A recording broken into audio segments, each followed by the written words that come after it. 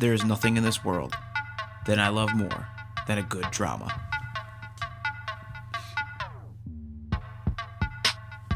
You know, aside from his recent falters, I think Tim Burton is one of the greatest American directors of our time.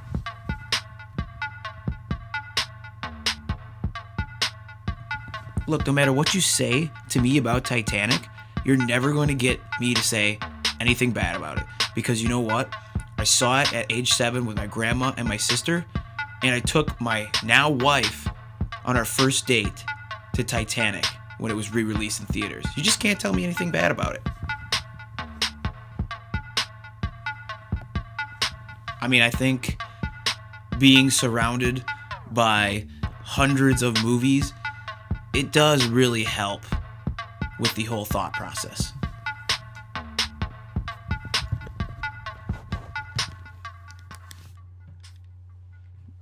What's up, everybody? This is Scott Icebox Nemi coming back at you for my first episode of My Life in Movies. This, of course, is brought to you by the Real Frame of Mind YouTube page. Go check us out. We do reviews. We do old school reviews, classics to newer movies. We do new release reviews. We do debates, movie debates. We do all sorts of great stuff on that channel, and not enough people know about it. So please head over to youtube.com/ well, I don't actually think we're good enough to have that yet. So just go check out The Real Frame of Mind on YouTube. That's REEL Frame of Mind, and hit us up. Give us a like, give us a comment, give us a subscription, everything like that. It goes a far, far way for us. Look, this is the first episode of this show, which I take a look into my life in movies. Movies is a big part of my life, and I cannot say much in a sentence without talking about an actual film. So the big thing for this show is basically a few segments that I do where I go through and talk about movies, except for, we'll save maybe one or two segments where I might go into something random. So my first segment, going off on something random. This is called Back to Reality. I'm doing something besides movies in my life that's going on, and let me tell you, this is it. Now, this is my Back to Reality for episode 1, and it has something to do with, I think, something that everybody can relate to in their life, and this is what it is. So I'm driving over a bridge the other day, coming back from work, and there is a 45 mile per hour speed limit posted that nobody actually cares about. So we're doing 55, maybe 60 over this bridge, and I get to my spot where I have to turn. Now, everybody's passing me, and I get in this really shitty mood where I don't want to start going as fast as these people because they're going faster than me. So I get upset. And when I get upset, then I'm going to start slowing down a little bit to make their commute a little bit worse. I know, it's real Christian of me, but so I get to my turn, and I'm already slowing down to the actual speed limit, maybe 5 above, and I'm going to turn right at the lights, and I see a cop that's going to be turning left. Well, these yahoos that were in front of me, who were deciding to go 55, 60, 65 in a 45, go whizzing past this officer, and all of a sudden he flips on his lights, and everybody has that minute or that split second where they think, oh crap, cop lights are on, they're coming for me, what did I do? And as I'm turning right, I look over my left shoulder, and I see this cop going after one of these two yahoos that were going about 20 over. So to you two out there, whichever one got caught, sorry about that, but looks like I outsmarted you that time. Anyways, that was Back to Reality for today. Look, let's go to my week in movies. This is my next segment where I'm going to be talking about some of the films that I watched during the week. It's a Friday right now, and I had a pretty good week in movies. Yesterday, I think I started watching the first Harry Potter and the Sorcerer's Stone from 2001. That movie was something that I got to be honest. I don't think I've sat down and watched all of the Harry Potters straight through, so I get a little bit confused at what's going on with some of the some of the plots and everything in the earlier movies because I haven't sat down. And if I'm going into it right now that we have Harry Potter on here, I'm going to say not going back, well, going back before I started radio, TV, film in school, um, I'd have to say Goblet of Fire was my favorite. Now, I'm a little bit more enlightened, so we'll have to see what happens when I go through and actually see that film again, because maybe there's a change in heart because now my eyes are seeing different things before I actually started studying, film. And I will give you a grade here for Sorcerer's Stone. And this was the first one.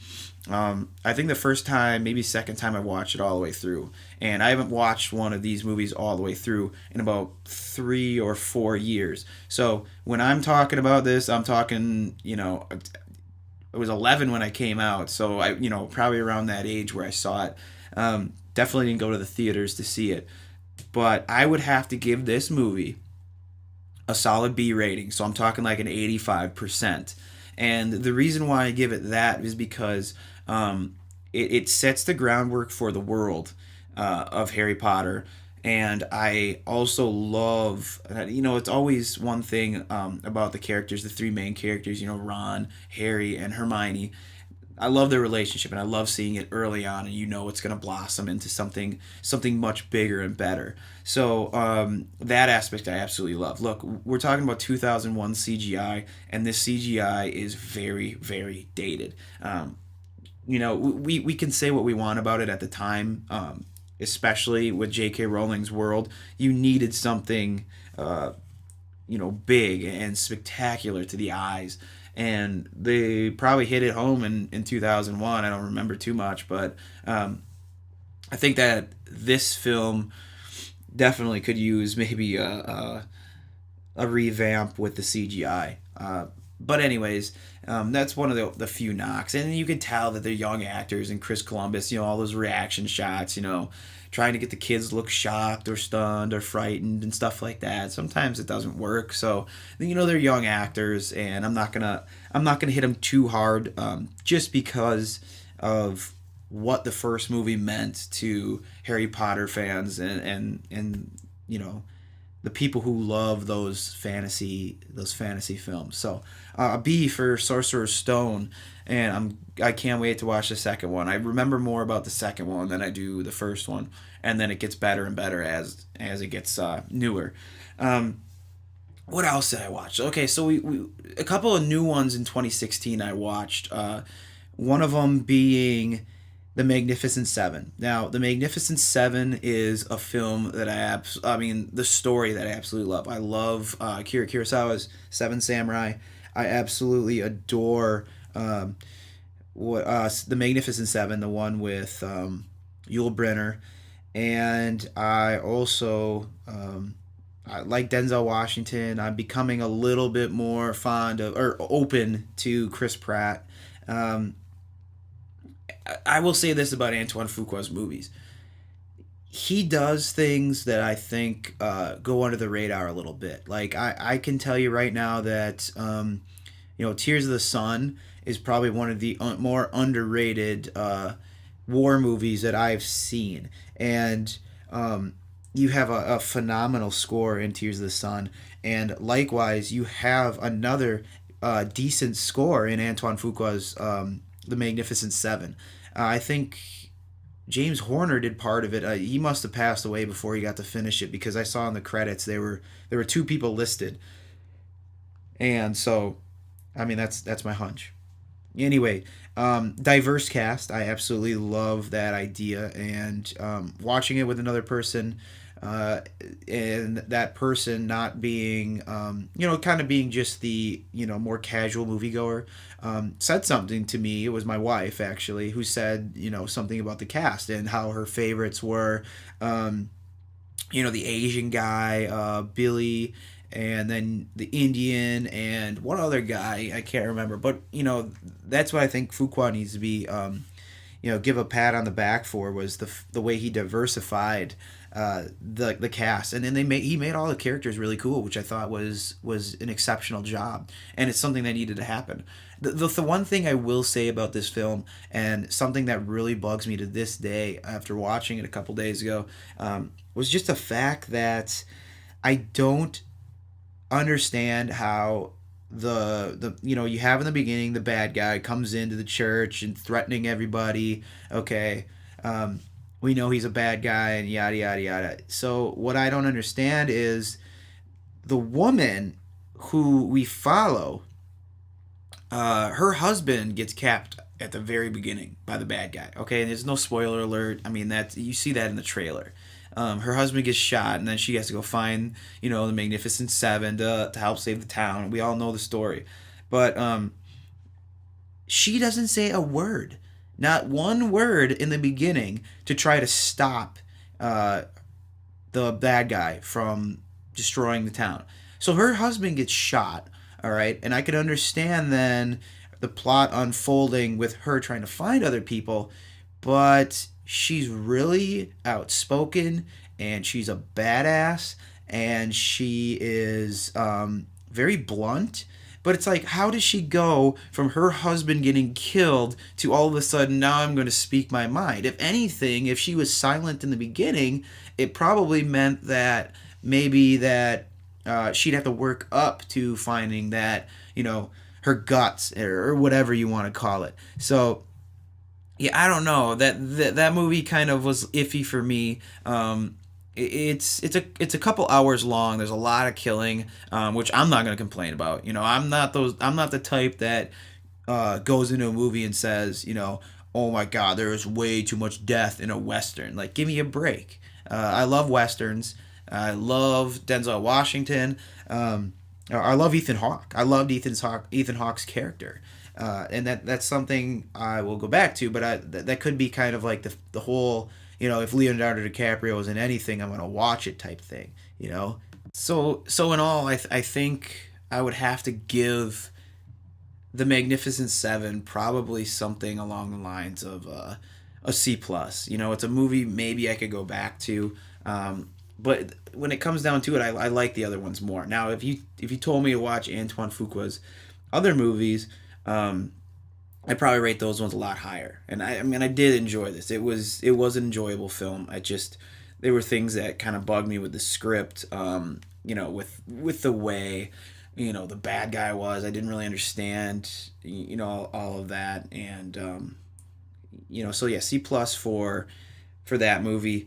Going to another movie, Deepwater Horizon. Now, in the blurb in the beginning, in my intro, you heard me talk about Titanic, and Titanic is one of the most dear movies to my heart. And like I explained in the beginning, I first saw Titanic at about 7 years old. Okay, it was one of the first movies that I've ever been completely, head over heels for. And to me, Deepwater Horizon has a lot of aspects that are similar to Titanic in this way. You have Mr. Ismay in Titanic, who is kind of the villain if you had to have one. He's the one who says, light the last four boilers and let's make speed and surprise everybody and be there on Wednesday instead of Thursday or whatever day it is. But in Deepwater Horizon, you have John Malkovich, who's kind of that Mr. Ismay, kind of pushing everybody to go on with something, even though it may not be correct. And I think Peter Berg, who does great action, like Lone Survivor, Peter Berg is a really good action director, and the practical effects in this movie are flawless. With John Malkovich's character, though, Mr. Ismay, if you will, to me he seems a little bit too mustache twirling of a bad guy, and that bugged me. But I also kind of felt like being out in the ocean and you know the disaster is coming, just like you did in Titanic, but they built that up so well, and that's what I really enjoyed about Deepwater Horizon. The one thing I will say, and look, man, I love Mark Wahlberg. I'll watch that dude in anything. I thought, in The Fighter, he's great. In Let me here I'm blanking. Shooter, Shooter, an underrated film with him in it, is good. What about The Departed? He's in. The one thing is the accents in this movie. They're supposed to be, southeast Louisiana, and it kind of comes in and out, and I'm not really able to understand what they're going with. Uh, so, with that said, I just I'm going to give Deepwater Horizon. Um, I'm gonna give it a B minus. I'm gonna give it a B minus because I thought, I could go back to that movie and watch it again. The rewatchability is probably fairly high for me. What they did with, you have a Mark Wahlberg, so you can already sympathize with him, and you were rooting for him right away. But I love the foreshadowing in the beginning when he's teaching his daughter how to, what he does for a living. That's great. I think they build up the family aspect, pretty good. I don't think I really cared about who is it? Kate Hudson. I think it's Kate Hudson's character. Didn't really care about her that much. And then the climax sort of let me down a little bit. Because I figured I figured what was going to happen. So in terms of I figured in terms of it being, obviously the disaster was going to hit, but like, who's going to live and who's going to die, that kind of thing. So Deepwater Horizon gets a B minus from me, just jumping over. Well, it would be just under Sorcerer's Stone, which I might have to rethink that. Crap, I'm just kidding. And just over the top of whatever. What was it? The Magnificent Seven. One more to review, and this is Nocturnal Animals. Now, I heard mixed things about this. I've read the Rotten Tomatoes. I've looked at, many reviews. And I thought, you know what? Screw it. Just like usual, I'm going to go through and watch it myself and then come out with, my own opinion on it. And what I got from this movie was something special. I think Jake Gyllenhaal again does a great job. Amy Adams is phenomenal. She is, has to be regarded as one of the most accomplished actresses of our time. And I say our time, being a millennial. So you have to look at Amy Adams as a really, really great actress. She's good in almost everything she does. Nocturnal Animals, I love the three stories in one. You got the past, you have the present, and then you have the novel that Jake Gyllenhaal's character has written. And this story, without a doubt, is about revenge. And it is about revenge of Gyllenhaal's character to Amy Adams' character. And this film is... I loved it. I absolutely loved this movie. And it looks great. Michael Shannon steals the show whenever he can. The villain in this movie is a great villain, and man, some Taylor Johnson or something like that. His name is, but he's freaky. He's pretty scary. But they do a lot of great editing with the flow, because like I said, you have those three stories, and you are interweaving them together, and you know which is which without even thinking about it. So Nocturnal Animals for me is a pretty good film. The cinematography, it looks gorgeous, and the way they shot this film, I think was really, really well done by Tom Ford. Aaron Taylor Johnson is the bad guy's name, or one of the bad guys' names. So you gotta check it out. Don't listen to anybody saying that this is an okay movie or confusing, because I wasn't confused at all, and I thought it was really, really well done. So my rating for Nocturnal Animals would be, let's say an A minus. A minus, I think, and it could drop a little bit. It could grow a little bit, but I watched it once, and it's still fresh in my mind, and I'm still loving it. I said this is the last one. Actually, it's not. I actually randomly watched Sing Street on Netflix, and let me tell you right now.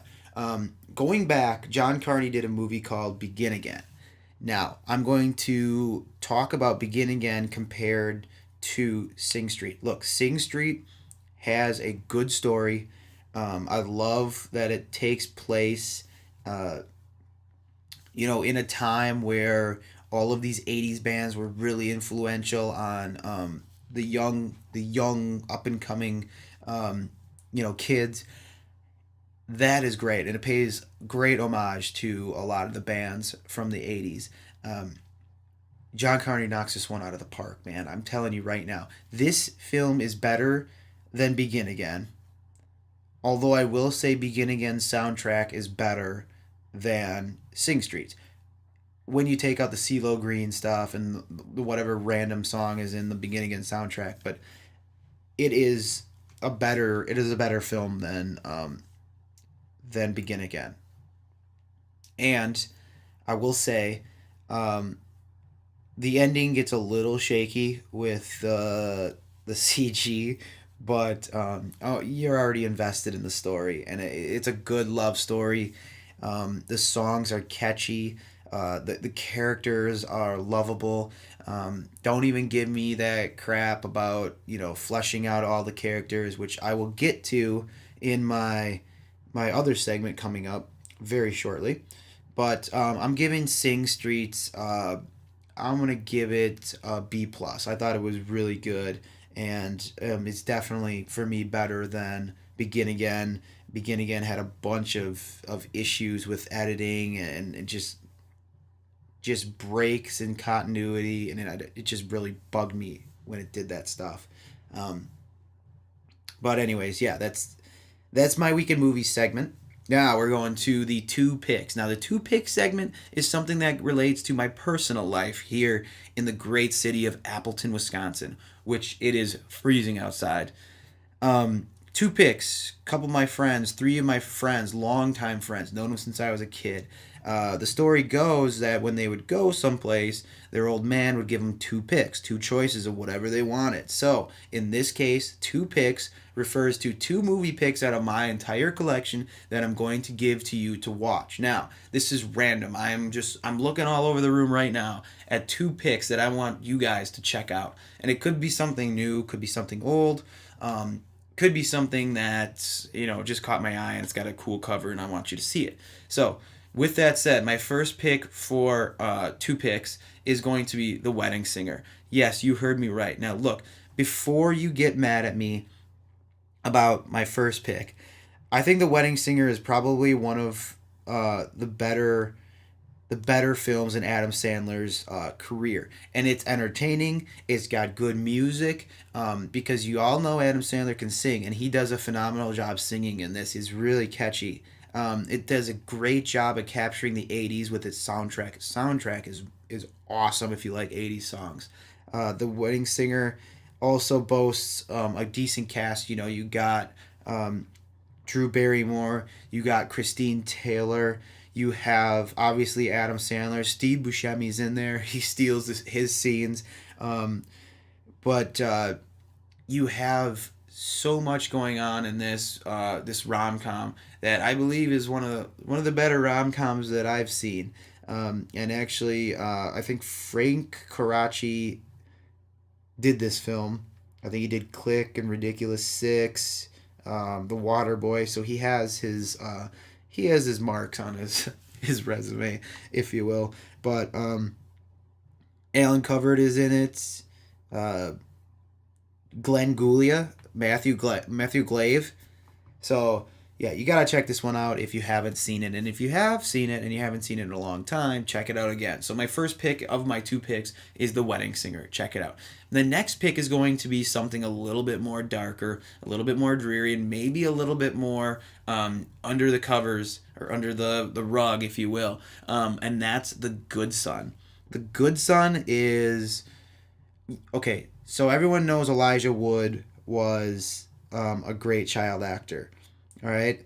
And everyone knows Macaulay Culkin made his fame as a child actor. But what happens when you put these two kids together and make one bad and one good? So here's how it goes. Macaulay Culkin's character is cousins with Elijah Wood. Elijah Wood's mom dies, and his dad sends him to go live with the aunt and uncle and the cousins for a little while he sorts all of the the funeral or whatever it is out. So you have Elijah Wood slowly starting to realize that Macaulay Culkin's character is not what he seems to be. They get off on the right foot. Everything's good, but after that, it's not good. Macaulay Culkin starts killing animals, and he starts doing things to his own sibling and trying to pin him on Elijah Wood's fragile state of mind, and it gets a little hairy in there. So check this one out. It's The Good Son. It's a 1993 drama thriller. Joseph Rubin directed it. It's a quick watch, but the dark side of Macaulay Culkin. You can't you can't miss this. All right, go check it out. So that was my two picks.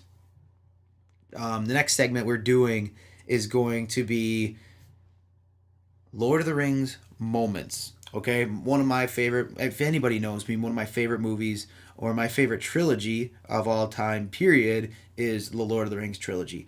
And I want to share with you moments, my favorite moments. It could be the whole movie. But let's start off with something, one of my favorite moments in, I believe it's, is it, I can't remember if it's Two Towers or Return of the King. And everybody out there right now who's listening to this, that's Lord of the Rings characters, is like ribbing me. Look, I don't usually do this. Crap, what movie is it from? I think it's from, I'm going to say Two Towers. I'm pretty sure it's from Two Towers. You have the moment where Smeagol is talking back to Gollum, and they have that great camera switch. First, Peter Jackson keeps it just on Gollum, and it's just him switching his head from left to right, and then you get a full break in the 360-degree rule. It is amazing, and it is awesome when they're talking back like they're two characters, and it is phenomenal. Check that out. I think it's Lord of the Rings: The Two Towers. Let me know if I'm wrong on Twitter at ScottNiemi2, SCOTTNIEMI with the number 2.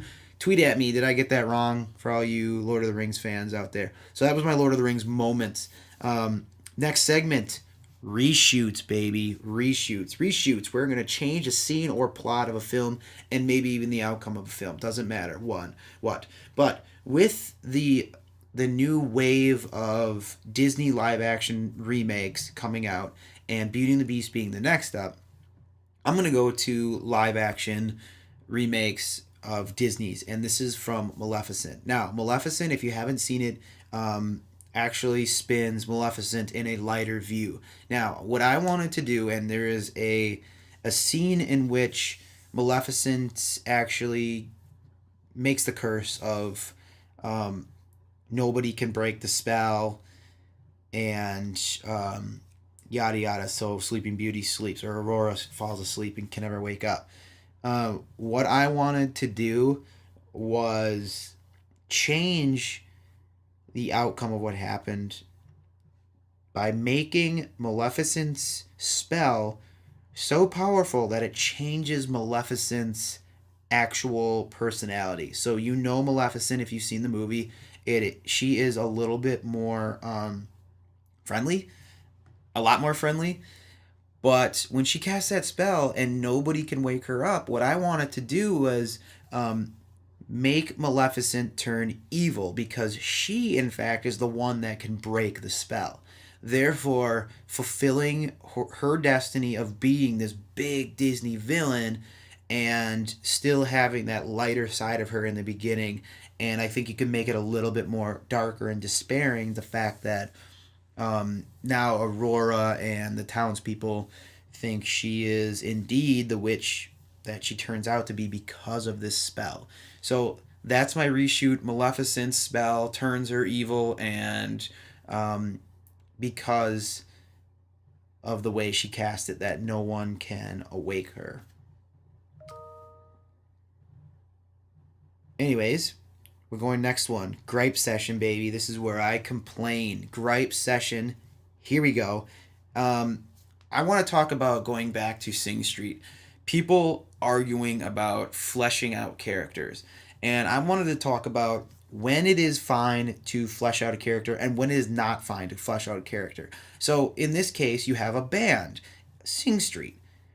You have the main two characters. You have three background characters, four kind of. The young black kid we don't really know much about. He has a funny scene in the beginning, and then the two friends that seem like they're brothers on the drums and the bass or the guitar, whatever it is.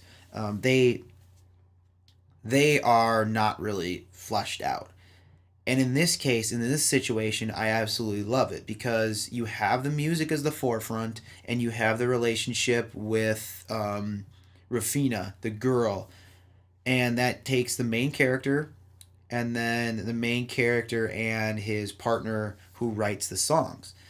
There you go. You have those two characters who are the most prominent in the forefront, and you have them being fleshed out a little bit more.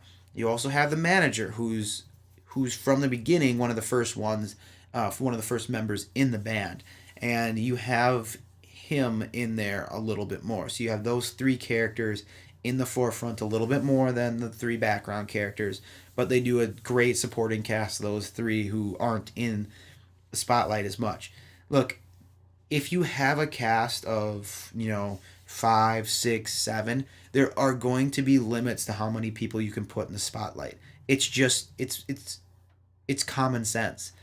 And what really chaps my ass is when people get all uppity about, well, they didn't flesh out the characters enough. And it was like, everyone loves saying that, flesh out the characters, flesh out the characters. Like, no, you can't do it all the time. You have limited time. You have limited assets. You cannot make it a 4-hour movie where you flesh out every single character. I mean, I don't really know what else to say other than you have to just understand that from time to time. All right, this final segment is going to be Spotlight. Yeah, you get what I did there? Yeah. So Spotlight is going to be either a film, a person, a director, an actor, a producer, whatever. That's going to be in my Spotlight. And who better to do than John Candy to start us off? Because John Candy is one of those larger-than-life characters, not only in his physical appearance, but also with his comedy and the way he acts. Look, when it comes down to it, Uncle Buck is one of my favorite John Candy movies. He does great roles, like the little cameo he has in Vacation, where he's the security guard. That is excellent. You have movies like Canadian Bacon, Wagons East, I think. He's in. That one's funny. You have Planes, Trains, and Automobiles. All these classic 80s movies that this guy has been in, and he is just over the top funny. There is nothing really that I don't think I wouldn't watch of John Candy's, save for, man, I don't know.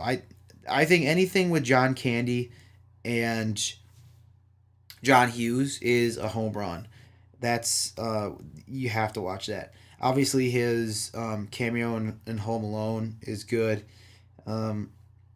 Cool Runnings is another film that I think wouldn't have been as great if it wasn't for him. He gives a sentimental, sympathetic role.